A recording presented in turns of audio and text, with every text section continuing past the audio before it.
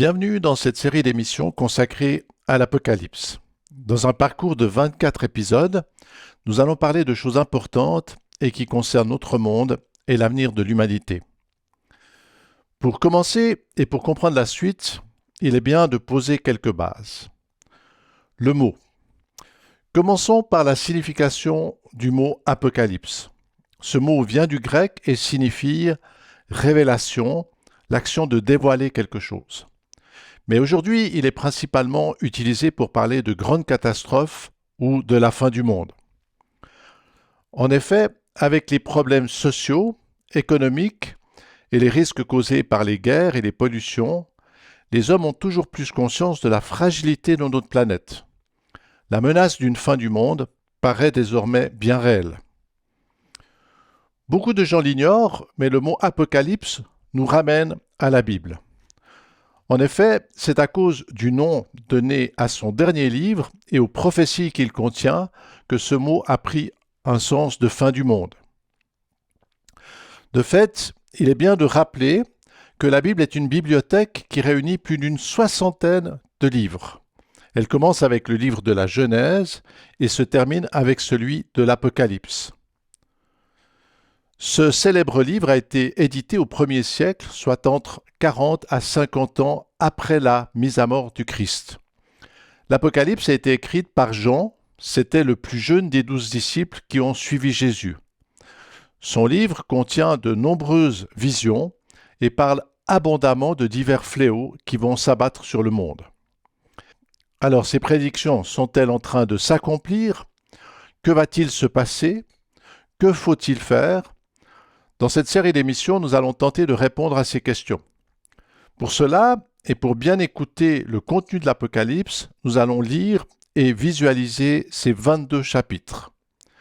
Cette exploration sera alors l'occasion de réfléchir à des choses importantes et qui concernent notre destin et celui de l'humanité. Toutefois, et avant d'entrer dans le vif du sujet, je vous informe que le contenu de ces émissions fait aussi l'objet d'un livre. Celui-ci contient une grande partie des illustrations que nous allons présenter dans ces vidéos.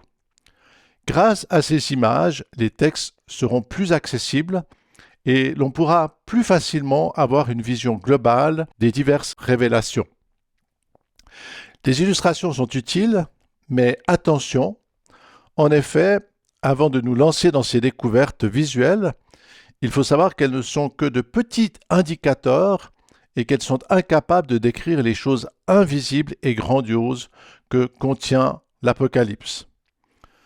En effet, et déjà sur le plan scientifique, nous savons désormais que tout ce que nous voyons n'est qu'une infime partie de la réalité. Toutes les matières de l'univers, les étoiles, la Terre, notre corps, la vie, toutes ces choses existent grâce à l'action de forces invisibles qui s'exercent au niveau des particules. Alors que je vous parle, votre corps est traversé par une multitude de rayonnements, et notamment par ceux qui permettent à votre smartphone de recevoir des messages. Le visible et ce que nous voyons et touchons n'est donc qu'une couche très fine, un peu comme la surface d'un écran. L'essentiel, c'est ce qui est derrière. Mais alors, comment traduire en visible ce qui est invisible? Le spirituel en connaissance. C'est à ce défi que nous invite le livre de l'Apocalypse. Pour cela, et pour nous permettre d'entrevoir ces réalités cachées, la Bible utilise une grande diversité de symboles. Animaux, lions, aigles, insectes, dragons, des objets, pierres précieuses, épées, clés, couronnes, etc. Des éléments, le feu, le tonnerre, les éclairs, l'obscurité. Tous ces symboles sont comme des flèches qui visent à nous montrer des choses invisibles et qui nous dépassent. Face à cela, nous sommes tout petits. Prendre conscience de nos limites est très important. En effet, beaucoup de vidéos de livres ou de prédicateurs parlent de l'Apocalypse. Malheureusement, beaucoup de ces discours ont une lecture très égocentrique. De fait, les Américains, les Européens, les Africains ou les Asiatiques peuvent être tentés d'interpréter l'Apocalypse en se considérant inconsciemment comme le centre du monde. Pourtant, l'Apocalypse a été écrite sur l'île de Patmos, en Grèce. Elle mentionne des églises situées dans des villes qui se trouvent sur le territoire de l'actuelle Turquie. Le centre géographique de ces révélations est donc à la jonction entre l'Occident, l'Orient et l'Afrique. Sur un plan plus global, on peut observer que cela rejoint les autres prophéties bibliques qui ont pour centre Jérusalem et le Moyen-Orient. Notre égocentrisme peut aussi s'exprimer par le fait de croire que nous vivons l'époque la plus importante de l'histoire. Certes, en étant au XXIe siècle, nous sommes plus proches de la fin des temps que ne l'étaient nos ancêtres. À cause de cela, certaines prophéties prennent plus de sens. Oui, c'est vrai, mais ne l'oublions pas, l'Apocalypse a été écrite au 1er siècle, et les paroles de ce livre ont édifié les chrétiens durant près de 2000 ans. Un espace bien plus vaste que notre petite vie. Là encore, soyons humbles. Alors voilà, et après ces quelques recommandations, il est temps d'écouter l'Apocalypse. C'est ma fille aînée, Natalia, qui va se charger de nous faire la lecture. Elle nous conduit donc à écouter les paroles du 1er chapitre. Révélation de Jésus-Christ que Dieu lui a donnée pour montrer à ses serviteurs les choses qui doivent arriver bientôt et qu'il a fait connaître, par l'envoi de son ange, à son serviteur Jean. Celui-ci a attesté la parole de Dieu et le témoignage de Jésus-Christ, soit tout ce qu'il a vu.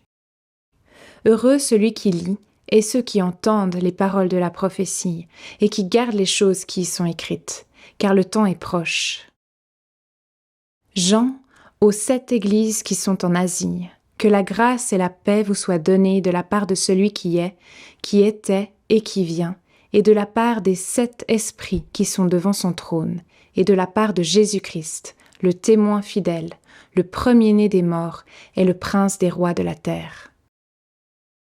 À celui qui nous aime, qui nous a délivrés de nos péchés par son sang, et qui a fait de nous un royaume, des sacrificateurs pour Dieu son Père, à lui soit la gloire et la puissance, au siècle des siècles.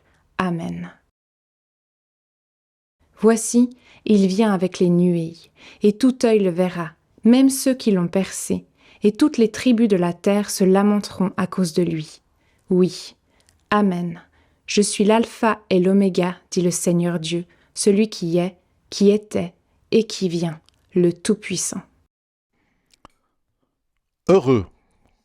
L'Apocalypse est synonyme de destruction et de fin du monde. Et à l'époque de sa rédaction, les chrétiens étaient sauvagement persécutés. À cause de leur foi, ils pouvaient être mis à l'écart de la société, subir des violences, d'horribles tortures ou être assassinés.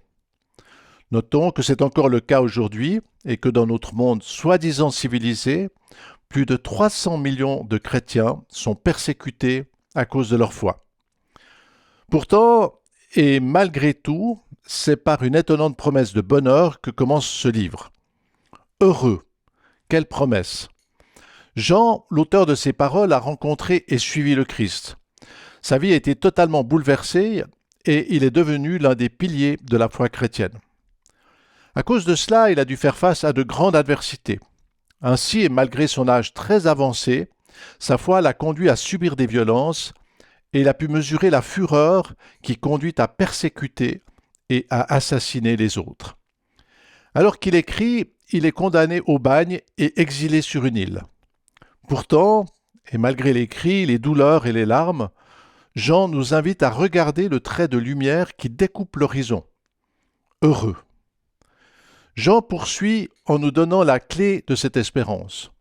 Dieu aime les hommes et son amour s'est exprimé sur la terre.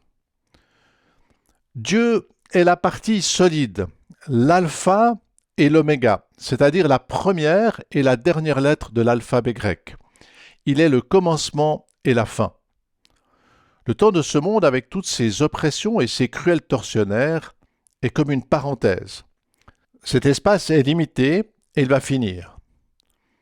Tout œil verra Dieu et les plus incrédules vont fondre comme du beurre devant lui. Ce jour-là, ceux qui ont accueilli le Christ et qui l'aiment le verront se lever avec puissance. C'est avec cette proclamation lumineuse que s'ouvre le livre de l'Apocalypse. Mais voilà, nous arrivons déjà à la fin de cette émission d'introduction. Pour découvrir la suite, et comme cela va un peu décoiffer, attachez-vous solidement à votre chaise. Alors à bientôt pour suivre le 2e épisode de cette série sur l'Apocalypse.